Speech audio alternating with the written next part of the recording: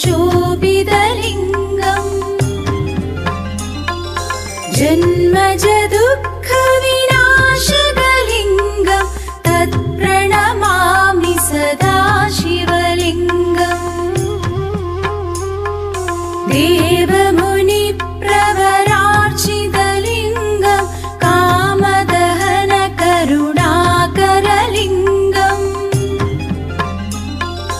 रावणदर्पविनाशनलिङ्गम् तत्प्रणमामि सदा शिवलिङ्गम्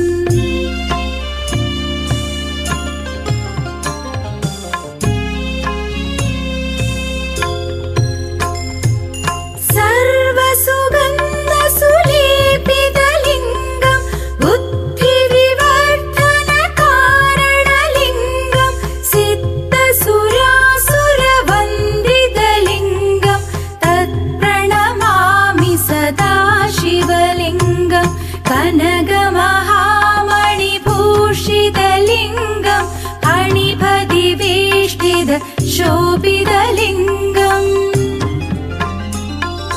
दक्षसूयन्नविनाशनलिङ्गम् तत्प्रणमामि सदा शिवलिङ्गम्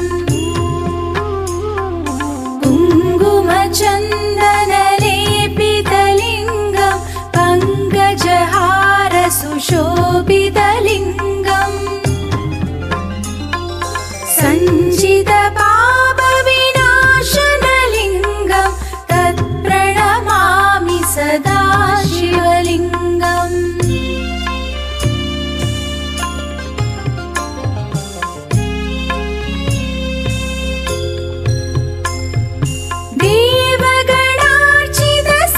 देवगणार्चितसेवितलिङ्गम् भावैर्भक्तिभिरेव जलिङ्गम् दिनकरकोटिप्रभाकरलिङ्गम् तत्प्रणमामि सदा शिवलिङ्गम् अष्टदलोपरिवेष्टितलिङ्गम् सर्वसमुद्भवकारणलिङ्गम्